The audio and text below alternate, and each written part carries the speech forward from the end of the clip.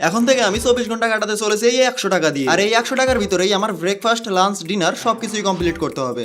দেখো, একদিন তো কোনোভাবে না খেয়ে কাটানো যায়, সেজন্য আমি এই চ্যালেঞ্জটা করব মোট 3 দিন। আর রেগুলার সকালে আমি পাবো 100 টাকা, সেই 100 টাকা দিয়ে আমার 24 ঘন্টা কাটাতে হবে। এই ইটবালি শহরে কি দিয়ে ব্রেকফাস্ট করব সেটাই ভাবছিলাম, হঠাৎ আমার সামনে দেখি একজন কলা রুটি বিক্রি করতেছে।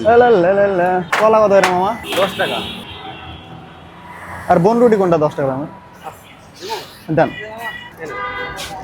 টাকা ব্রেকফাস্ট হিসাবে আমি কিনে নিয়েছি 10 টাকা দামের একটা কলা এবং 10 টাকা দামের একটা বন রুটি।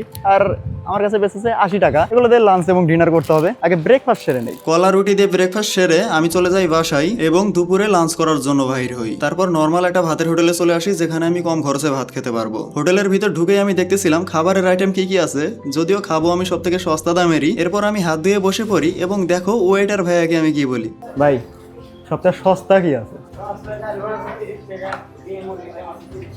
এখানে ডাল, ভাজি, ডিম সবগুলোরই একই দাম, সেজন্য আমি একটা ডিম নিয়ে ভাত খাওয়া শুরু করে দেই। ছিল 80 টাকা, ভাত খেতে লেগেছে আমার 40 টাকা, আর বাকি আছে 40 টাকা। 30 টাকার একটা ডিম নিয়েছিলাম আর 1 প্লেট ভাত নিয়েছিলাম। যদিও আর 1 প্লেট ভাত লাগতো, বাট ইচ্ছা করে কম করে খেয়েছি, রাতেও তো আবার খেতে হবে। যেহেতু আমি দুপুরে ভাত খেয়েছি, সেজন্য বাসায় না গিয়ে আশেপাশের একটা পার্কে বসে বিশ্রাম নিচ্ছিলাম। হঠাৎ আমার সামনে দিয়ে একটা ছোট ভাই যায়, দেখো আমি ওর দিকে কিভাবে তাকিয়েছিলাম সেটা দেখে ওর সঙ্গে আর একটা ছোট ভাই ছিল, ও দাঁড়িয়ে পড়ে। যাও যাও যাও।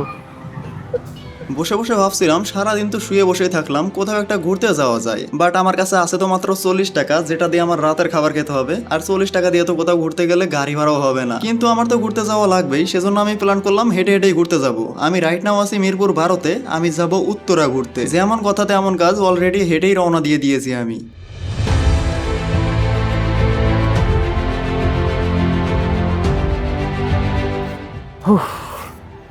প্রায় 1 ঘন্টা হাঁটার পরে আমি চলে এসেছি উত্তরা দক্ষিণে। আমাদের যেতে হবে এরপরে স্টেশন উত্তরা সেন্টারে। তাহলে এখন আমি বসলাম কে, আবার হাঁটা শুরু করি।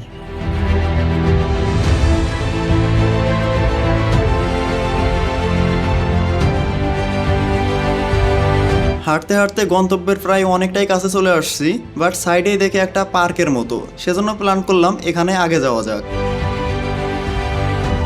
ঘটনা হচ্ছে, ঘুরতে তো আসলাম, কিন্তু আমার কাছে আছে তো মাত্র 40 টাকা, যেটা দিয়ে রাতে খেতে হবে। তাহলে ঘুরতে এসে লাভ হলো কি? খরচ করতে পারবো না 1 টাকাও। তাতে কি হয়েছে, আমরা ঘুরে ঘুরে শুধু দেখবো আজকে। তার ভিতরে আবার নামতেছে বৃষ্টি। ঘোরার আজকে মনে হয় 12টা বেজে যাইব। যেমনটা আমি বলতেছিলাম, বলা শেষ না করতেই হঠাৎ করে বৃষ্টি নেমে যায়। হঠাৎ করে বৃষ্টি নেমে গেছে আর আমরা এখানে আটকা পড়ে গেছি। বৃষ্টি থেমে গেছে, চলো জায়গাটা এক্সপ্লোর করা যায়। এই জায়গায় একটা নিম গাছ আছে, আর এই জায়গায় চিপা চাপা জঙ্গল আছে। এটা আমাদের জন্য না, যাদের জঙ্গল পছন্দ তাদের জন্য। কিন্তু আমি একটু ঘুরে আসি জঙ্গলটা দেখা। ও, জঙ্গলের ভিতর গাড়িও চলে, খারাপ না খারাপ না।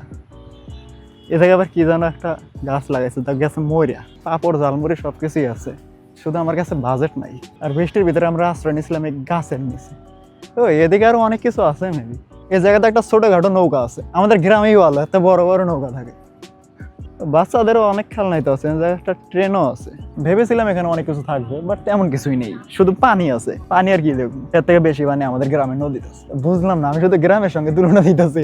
ওই জায়গায় একটা নৌকা দেখে বললাম গ্রামে এত ভালো, আসলে গ্রামই ভালো। বাট ঢাকার ভিতরে আমি গ্রামের ফিল খুঁজতে আসলে তো এমনই হইব। গ্রামের ছেলে পেলে যখন ঢাকার ভিতরে ঘুরতে আসে, তা আবার টাকা ছাড়া। এখানকার সবকিছু খারাপ লাগলেও একটা জিনিস ভালো লাগছে, সেটা হচ্ছে আজকের ওয়েদারটা। দেখো আকাশটা কত সুন্দর লাগছে।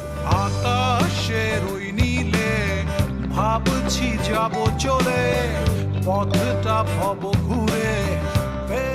ওখানে ঘোরাঘুরি মোটামুটি শেষ, এখন যাওয়া যাক নেক্সট স্পটে। বাট ঘোরাঘুরি শেষ হতে হতে বৃষ্টিও আবার আসতেছে। কিছু করার নেই, কপাল খারাপ থাকলে যেটা হয়, বৃষ্টির ভিতরেই ঘুরবো আজকে।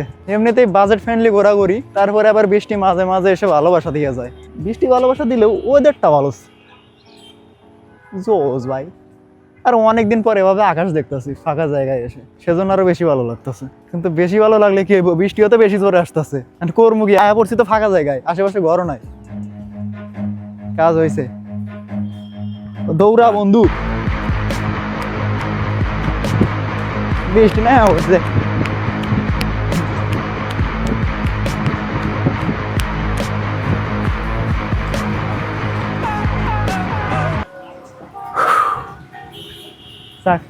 বৃষ্টির ভিতরে একটা আশ্রয় পাইছি ভালো, আর বৃষ্টিও কিন্তু ভালোই নামছে, তখনকার থেকে বেশি নামা হয়েছে। বৃষ্টি থামতে আমি আবারও হাঁটা শুরু করি নেক্সট স্পটের উদ্দেশ্যে। কিছু দূর যেতেই দেখি অনেকগুলা ছেলে পেলে গোসল করতেছে, একটারে আবার বলের ভিতর ঢুকাইছে, ওরে বাবা, আর একটারে আবার বলের ভিতর ঢুকাইয়া হাওয়া দিতেছে। যাই হোক, এগুলাকে উপেক্ষা করে আমার আবারও হাঁটাহাঁটি শুরু করতে হবে, বিকজ বিকাল হয়ে আসতেছে, নেক্সট স্পটেও তো যেতে হবে আবার।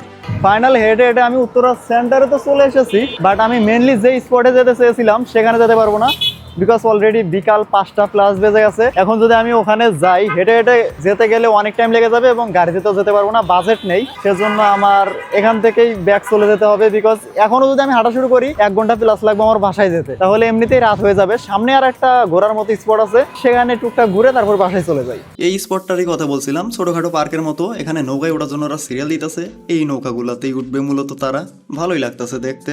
যাই হোক, সামনে যেতে একটা নাগরদোলা দেখতে পাই, তার একটু সামনে যেতে দেখি ছোটদের খেলনায় যে ঘুরে যে। বাট এখানকার সব থেকে বিরক্তিকর একটা জিনিস হলো এই ভূতের বাড়ি।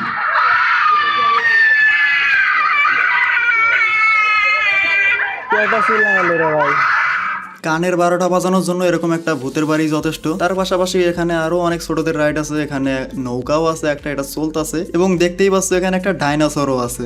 কিন্তু এটা তো শুরুর আগে শেষ হয়ে গেল গা, আছে অনেক কিছু, বাট ঢোকার আগে দিয়ে শেষ হয়ে গেছে। ওই জায়গায় গ্যামজামের জন্য আমি টেলিপোর্ট করে আবার আগের স্পটে চলে আসছি, বাট তখন দেখে গেছি নৌকা চলে না, এখন আবার দেখছি নৌকা একাই চলে। এত সুন্দর ভিউয়ে একটা চা হলে ভালো হতো, বাট আমার কাছে তো বাজেটই আছে 40 টাকা, সেটাও রাতে ডিনার করতে হবে, বাট কিছু করার নেই, স্যাড লাইফ। আর একটা রং চার দামে এখানে 10 টাকা। জাস্ট কিডিং গাইস, আমি অলরেডি চা কিনে নিয়েছি, রাতেরটা রাতে দেখা যাবে, এখন আগে ভিউটা উপভোগ করি চায়ের সঙ্গে।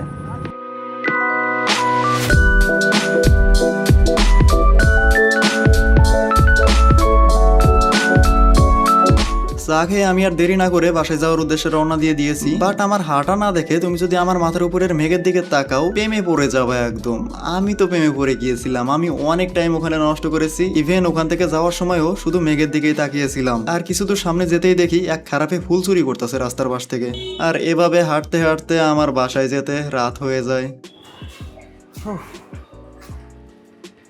ফাইনালি দীর্ঘ 1 ঘন্টা প্লাস হাঁটার পর বাসার সামনে চলে আসছি, এখন একটু ভালো লাগতেছে। আর ফোনে বেশি একটা চার্জও নেই, সেজন্য সেরকম ফুটেজ নেওয়া হয় নাই, এখন চার্জে দিয়ে আবার কাজে লেগে পড়বো। ডিনার করার জন্য নিচে এসেছি, দেখি আমার এই 30 টাকা দিয়ে বাজেট ফ্রেন্ডলি কি ডিনার করা যায়। ভাই রুটি কত বেরা? আর ডাল? ডাল 10 টাকা। যেহেতু আমার কাছে আছেই মাত্র 30 টাকা, সেজন্য আমি 2টা রুটি নিয়ে নিয়েছিলাম 20 টাকা দিয়ে, এবং রুটি খাওয়ার জন্য ডাল নিয়ে নিয়েছিলাম 10 টাকা দিয়ে। মোটামুটি 100 টাকা দিয়ে আমি একদিন সার্ভাইভ করে ফেলেছি। দেখা হচ্ছে কালকে।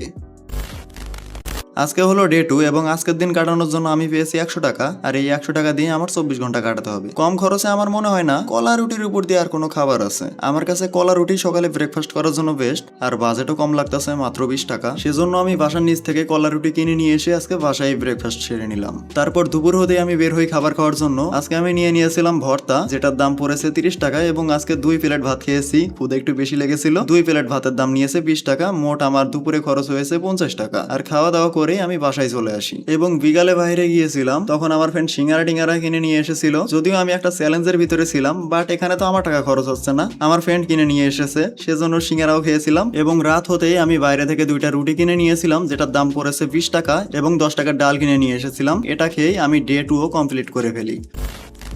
আজকে হলো ডে 3, এবং আজকের দিন কাটানোর জন্য আমি পাবো 100 টাকা। দেখতে পেয়েছো তোমরা, সকালে আমি বাইরে গিয়েছিলাম পানি আনার জন্য, তখনই আমি কলা রুটি কিনে নিয়ে এসেছি, এবং সেটা ছাদে এসে খাচ্ছি, তার সঙ্গে আমার ব্রেকফাস্ট কমপ্লিট। এবং দুপুর হতেই আমি বাইর হই খাবার খাওয়ার উদ্দেশ্যে। আজকে আমি নিয়েছিলাম পালং শাক, সঙ্গে 2 প্লেট ভাত, আর এখানে আমার খরচ হয়েছে 50 টাকা। এবং বিকাল হতেই আমাদের এলাকার আশেপাশে একটা সুন্দর এরিয়া আছে, সেখানে ঘুরতে যাই। জায়গাটা আসলে অনেক সুন্দর ছিল। ঢাকার ভিতরে এরকম ফাঁকা জায়গায় সময় কাটালে আসলেই মনটা ভালো হয়ে যায়।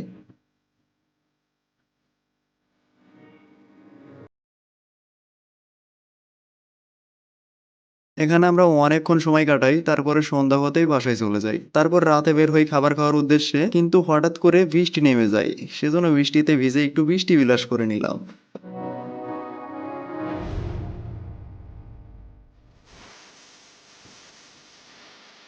এবং রেগুলার খাবারের থেকে আজকে রাতে একটু ব্যতিক্রমধর্মী খাবার খাবো। দেখতেই পাচ্ছ আমি অলরেডি পেঁয়াজ মরিচ কাটতেছি।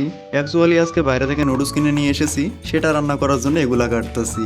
আর তোমরা দেখতে পাচ্ছ আমি কড়াইয়ের ভিতরে ডিম দিতেছি। আমার কাছে তো ছিল মাত্র 30 টাকা, আমি এত কিছু কিভাবে কিনলাম? আসলে আমি নুডলস খাবো প্ল্যান করেছিলাম, তখন আমার ফ্রেন্ড বলে সেও খাবে, সেজন্য আমার কাছে 30 টাকা ছিল এবং ও 30 টাকা দেয়, আর আমরা দুজন মিলে ভাগে নুডলস কিনি। দুজনের 30-30-60 টাকা হয়। এক প্যাকেট নুডলস কিনেছিলাম আমরা 50 টাকা দিয়ে এবং একটা ডিম নিয়েছিলাম 10 টাকা দিয়ে, এবং নুডলস রান্না করে ওকেও 50% দেই আমি, এবং আমার 50% নিয়ে আমি খাওয়া শুরু করে দিই। এরই সঙ্গে আমার কিন্তু বাজেট ফ্রেন্ডলি চ্যালেঞ্জও কমপ্লিট। 10-10 আমি রান্না করতে খারাপ হতেই পারে না। Tribunal Base, 10 দেয় না, 0 দেয়।